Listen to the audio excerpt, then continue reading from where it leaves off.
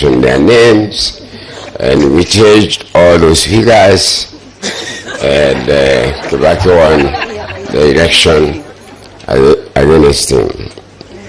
I'm not going to mention about 2013 election, which again was Uhuru, or 2012 to 2013. Again, I campaigned for Raila, and Royal Media had already started then, and Inoro TV and Citizen TV were switched off in the whole of Mount Kenya region, but that could not make me change my belief in Raila, because Raila was left to me by his father. Then we came to the election of 2022. 2017, before 2022.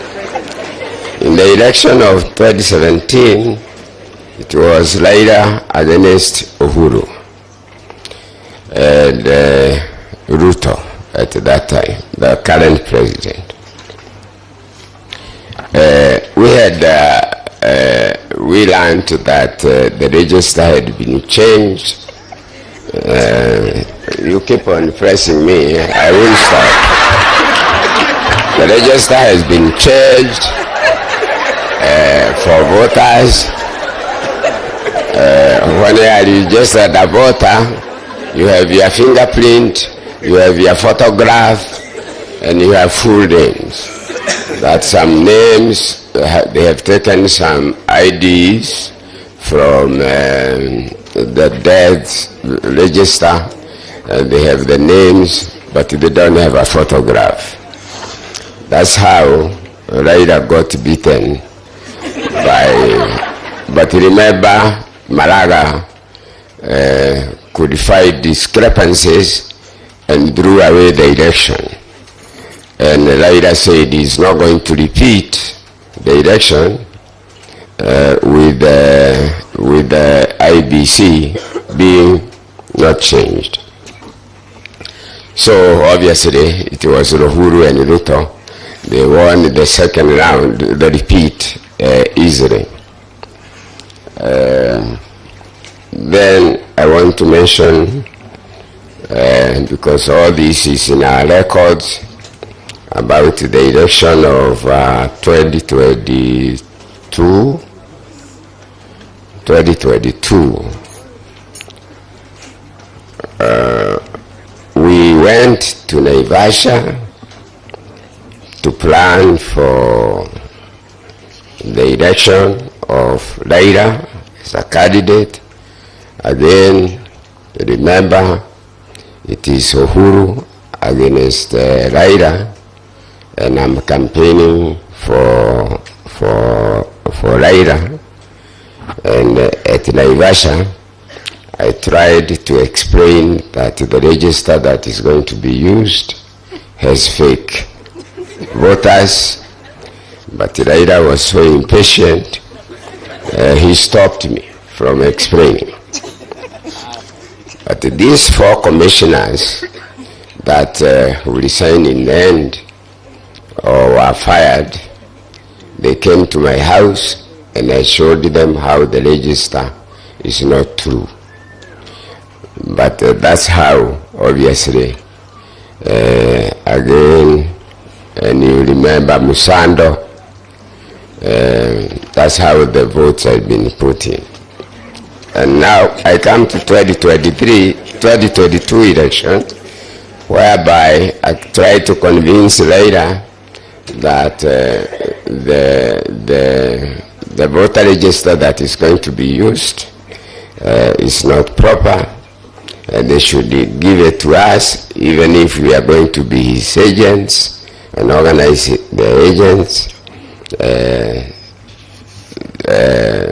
He didn't think so, and because of the handshake with the Uhuru, he thought it is a free flow.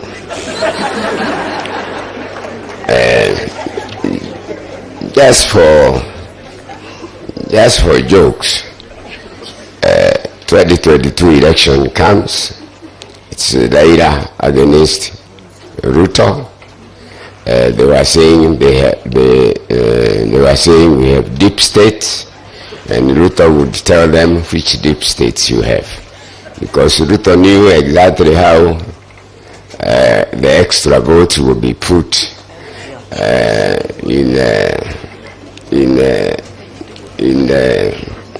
it doesn't matter.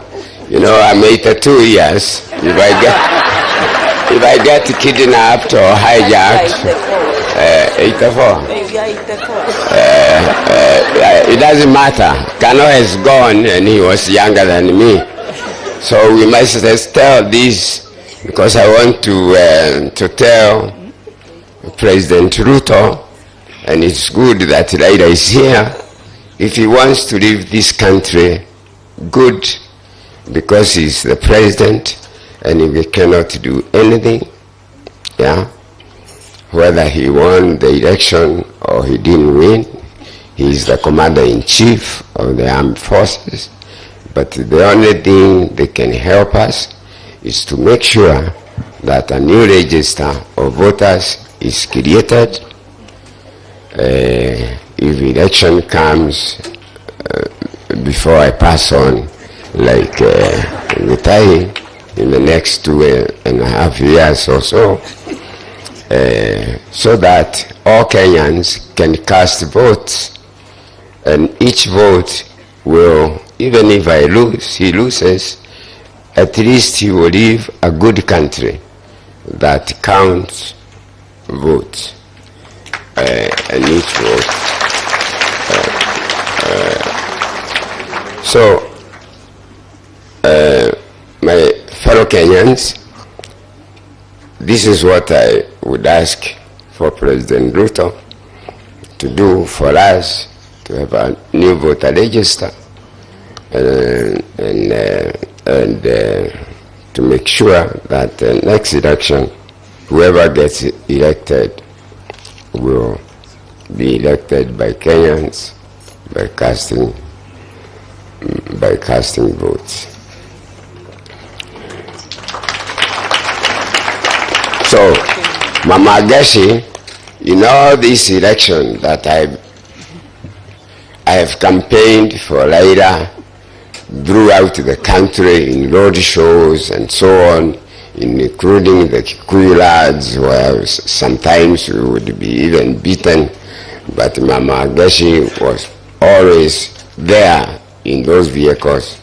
So even in this last election, for her to become a senator, in fact, the Montet wrote me a letter saying, how wonderful are you, SK? You could have convinced Raila to appoint you senator, but instead you selected our daughter to become senator. So that's how Betty became a senator. So life has been all this time that we, Muranga group, we always used to go there during Christmas as families.